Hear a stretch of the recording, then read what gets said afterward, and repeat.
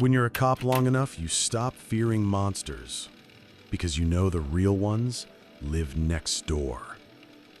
This is a story of a missing child, a locked basement, and a man who wasn't acting alone.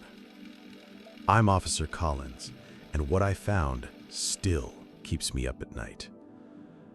You're listening to the 3 a.m. tapes, and this is Case 47, The Missing.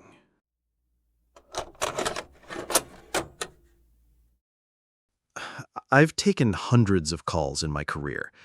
Domestic disputes, petty thefts, drunk drivers, the occasional assault. You learn to read a call just from the dispatcher's tone. When it's bad, their voice gets clipped, sterile. That morning, the voice on the radio was flat as pavement. 213, we've got a possible 207A, child abduction. 94 Apple Tree Lane, mother on site. Reported missing within the last hour. I grabbed the mic. 213 en route. Apple Tree Lane was a suburb built to look perfect. White fences, SUVs in driveways, lawn flamingos. But perfection's just a coat of paint. Peel it off, and everything rots the same. I pulled up in front of a gray 2-story house. The front door was wide open. A woman stood on the porch in a red bathrobe, shaking like a leaf. Blonde hair sticking out in every direction, one slipper missing. Her eyes locked onto my patrol car like it was salvation. "Officer!" she shrieked before I was even fully out. "My daughter, Emma, she was just here. She was in the backyard. I went inside to get her some juice, and..." She broke down. She was gone. Just gone. I held up a hand. "Ma'am, slow down. When did you last see her?" 30 minutes ago. No, maybe 40? God, I don't know. I've looked everywhere. I called the neighbors. She's not here. I asked for photos. She handed me a framed school picture and a phone with 100 others. Emma, age 6. Brown pigtails, freckles, missing front tooth. Smiling like she had no idea the world could swallow her whole. I called him back up, cordoned off the block, and started questioning. A few doors down, an old man said he saw a white van roll by around 10 a.m. Slow, no plates. That's when I got that feeling.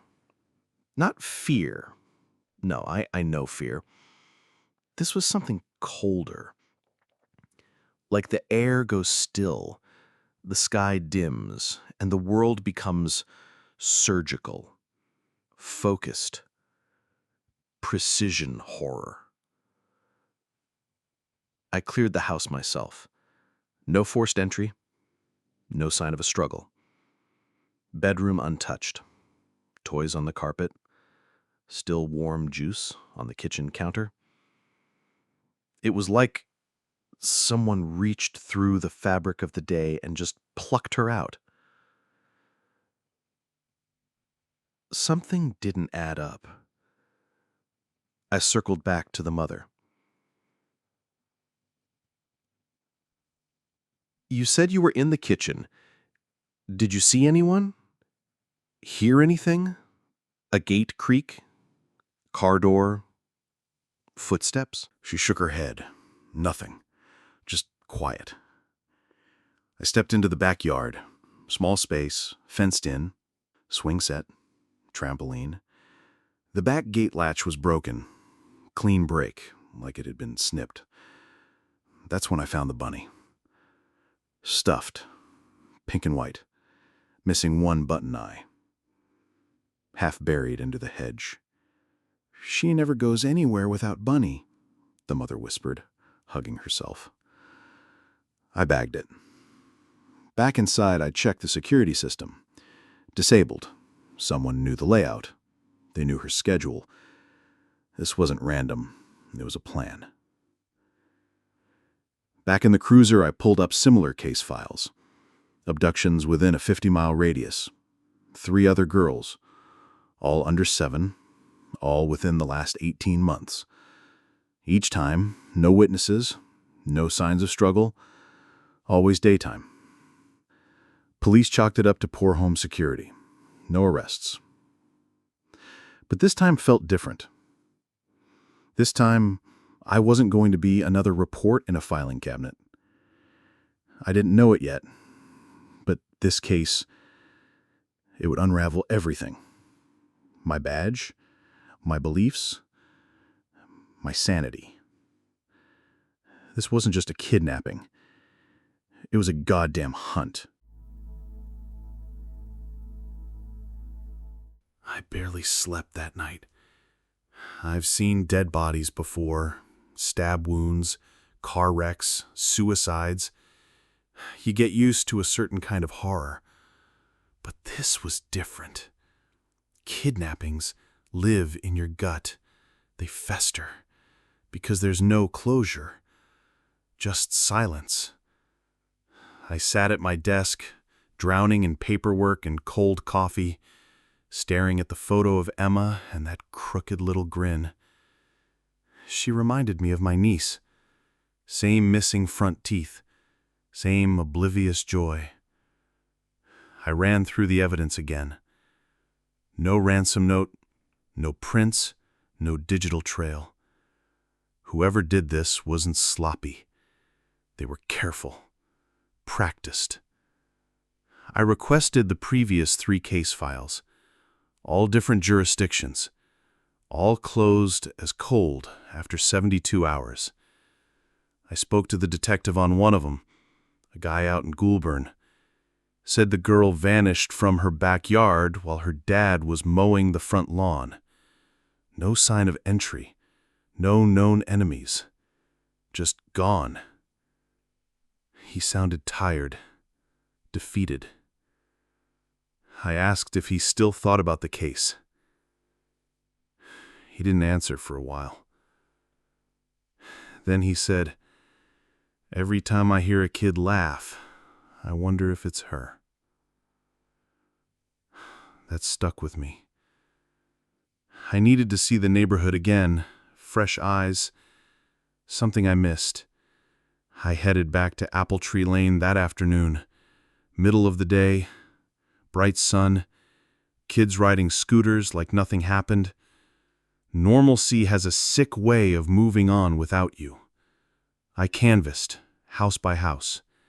Finally landed on a door 5 houses down.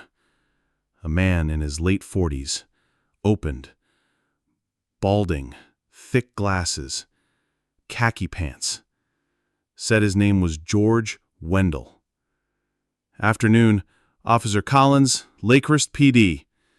Mind if I ask a few follow-ups about the girl who went missing?" He blinked like I'd just spoken another language. "Oh, sure, of course. Awful thing. Terrible. You home around 10 yesterday morning?"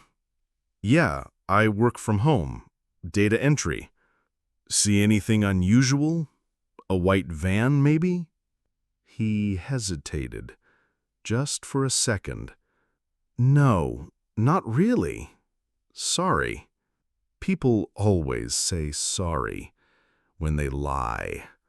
Like the word can erase the doubt. His driveway had clear tire marks, deep ones. Fresh.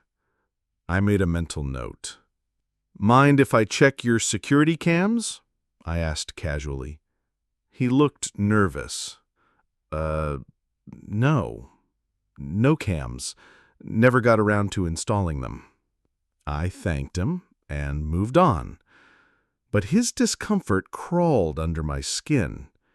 I ran his name when I got back to the station. Clean record, owned the house for 7 years, no kids, lived alone. But here's what stood out. He'd changed jobs 5 times in 3 years, all remote, all short-term contracts, always within commuting distance of reported disappearances. Coincidence? Maybe. But I don't believe in those anymore. I put in a request for a soft surveillance detail on Wendell. Nothing aggressive. Just eyes. That night, I sat in my cruiser outside Emma's house again. Her bedroom light was off, curtains drawn. The swing set creaked in the breeze, like it missed her. Then I saw the mother, Andrea, step outside, still in her robe, barefoot on the lawn. I lit a cigarette with trembling hands and stared into the dark. I got out, approached slow. She turned. Mrs. Eyes Callahan. hollow. "Officer Collins, I can't sleep." I nodded. "Me either." We stood there in silence for a moment, just wind and porch lights and the far-off bark of a dog. Then she said, "Do you think she's still alive?" I wanted to lie. I wanted to say yes, that we had leads, that we were close. But I've seen too many parents crushed under false hope. "I don't know," I said. She nodded, like she expected that. Then she whispered something I almost didn't catch. "I think someone was watching her." My skin prickled. "When?" "I don't know. Just a feeling for weeks. Like, every time I looked out, I felt it. Like something wasn't right. I thought I was being paranoid." "You didn't report it?" She shook her head. "I didn't want to sound crazy." That's how they work. Predators. They count on silence, on fear, on people not trusting their gut. I left her with a promise. I'll find her. But inside, something told me this wasn't just about Emma. This was bigger, and it was just beginning.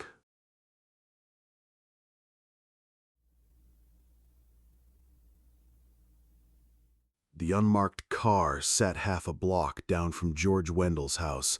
2 plainclothes officers inside, Vargas and Liu. Good cops, observant, quiet. The kind you want when you're working a thread that might unravel something ugly. By noon, they'd called in.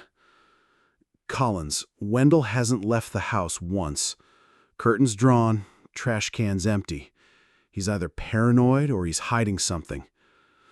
Keep watching. If he moves, I want eyes." I hung up and turned back to the corkboard in the squad's side office. 4 girls, 4 timelines, 4 pictures. All abducted within a 90-minute window. Broad daylight, 0 forced entry. I noticed something I hadn't before. All the girls had single moms, all under the age of 7. All lived within mid-tier suburban neighborhoods with minimal foot traffic. None had working security cameras. It wasn't random. It was a pattern. Someone was studying them. Then I pulled Wendell's utility records. Electricity usage spiked the last 4 days, almost double his average. That gave me pause. People don't use twice the power sitting at a desk. I got a warrant drafted. Had to play it safe, no evidence, no entry. But the judge flagged it. Insufficient cause. Without clear connection or direct witness, all I had was a gut feeling and the man who blinked too long when I said white van. Still, I wasn't letting go. I needed to push. That evening, I parked around the corner from Wendell's place and walked the block. No patrol uniform, no cruiser. Just me in a hoodie, jeans, and sneakers. Civvy mode. I crossed the street and pretended to jog past the front of his house. That's when I saw it. Basement window. Lower corner. Boarded up, except one small crack between planks. Light. Flickering. Fluorescent, too bright for a storage room. And faintly, movement. A shadow. I doubled back and pretended to tie my shoe in his neighbor's yard. There it was again. Something or someone moving behind that window. My heart started thudding. I took a mental snapshot of the house layout and left before he could spot me. Back at the station, I typed up everything, every odd detail, every discrepancy. I sent it to my lieutenant. He called me in. "Collins, you've got zero hard evidence. You want to bring this guy in because he's socially awkward and keeps his blinds shut?" I kept my tone level. He matches the behavioral profile. He's been near 3 of the 4 disappearances. His tire tracks match the timeline. Electricity usage spiked. A boarded basement window with movement behind it. It's enough. The lieutenant sighed. "You want to spook him into hiding? Because if you're wrong, I'm not." We stared at each other. He folded. "You get 24 hours. Quiet surveillance only. You so much as knock on his door without a warrant, you're off the case." I nodded and left. I wasn't planning to knock. I was planning to go in. Vargas called. He just left. Hoodie, gloves, backpack. Drove off in a different car this time. Dark blue sedan, no plates. That was it. He was cleaning up. He said, "Follow him, keep your distance. I'm heading to the house." I didn't wait for backup. I parked a block down and crept up Wendell's driveway. Flashlight off, service weapon drawn. No lights on inside. I jimmied the back door. Lock was old, took 30 seconds.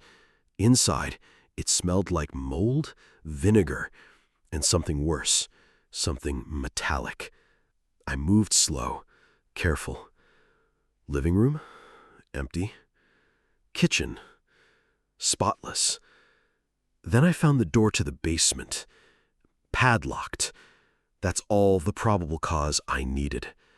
I pried it with a crowbar I'd brought in my jacket sleeve. The smell hit me like a wall. Not death. Sterile. Chemical. Bleach and sweat. I stepped down. Fluorescent lights buzzed overhead.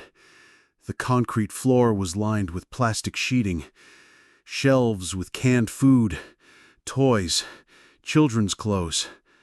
A mattress in the corner. A camera on a tripod. And in the far corner, behind a bolted steel cage, was a small, pink shoe. Emma's. I keyed my radio. "This is Collins. I need backup at 195 Apple Tree Lane. Code 207 confirmed. Basement. Possible additional victims. Suspect on the move. Proceed with extreme caution." Then I heard it. A creak behind me. I wasn't alone. Wendell was in custody, but he wasn't saying a word. For 3 days, he sat in his cell in complete silence. No lawyer, no confession, no expression. Just sat there, staring at the wall like he was watching something no one else could see.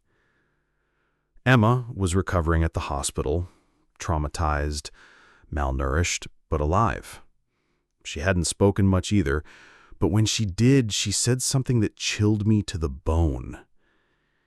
He told me he was saving me from the loud ones. "What loud ones?" I asked. She just hugged her bunny tighter and whispered, "The ones that scream too much." That detail wasn't in any playbook. It was personal, controlled, like Wendell saw himself as some twisted guardian. We dug deeper into his past. Childhood, foster homes, aged out of the system at 18. No criminal record, no history of violence, just a long trail of short-term jobs in quiet towns. He never stayed anywhere longer than a year. Until now. Wendell wasn't just a kidnapper. He was a collector. And he wasn't working alone. Buried deep in one of his old laptops, we found encrypted files. Liu cracked them after 18 straight hours. Inside were photographs. Dozens. Girls in cages. Girls blindfolded, gagged. Some matched missing persons. Others didn't. Coordinates, names, locations. A network. Not just one man. A system. That's when the FBI got involved. They took over, classified most of the evidence, sealed off the house. I wasn't part of the task force anymore. Jurisdictional reasons, they said. But I wasn't done. I kept digging. One of the names in the files, M. Travers, stood out. The same surname as a security installer who worked in all 4 of the abduction neighborhoods, including Emma's. I pulled his service records, found receipts, work orders, even security override logs. He wasn't just installing cameras. He was disabling them. We brought him in. He cracked fast. They paid him cash, said they were doing research. That's all he claimed to know. But his face went pale when I showed him Emma's photo. That wasn't part of it. She was too young. We had enough. One arrest turned into 3 more. But Wendell still wouldn't talk. The prosecutor said we had enough for life, maybe 2. But that wasn't the point. The point was closure. I visited him once in holding. Just me and him. No recording. Off the books. He looked like he hadn't slept in weeks. Pale, mouth twitching. I just want to know, I said. Why? He smiled faintly. Do you really think this stops with me? He leaned closer, whispered like it was a bedtime story. There are more basements, more cages. We're everywhere. I left before I did something I'd regret. That night, I stared at the board in my office, all the pins and strings and names, and Emma's photo. She was smiling again. Not the old smile, a tired one, but it was real. I kept her bunny on my desk as a reminder of what we found and what we didn't. Because Wendell was right about one thing. This didn't end here.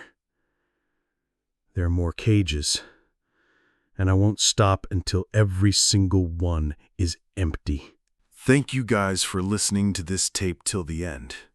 This is the first of the 3 tapes I made. Stay tuned for the next one. Have a good one.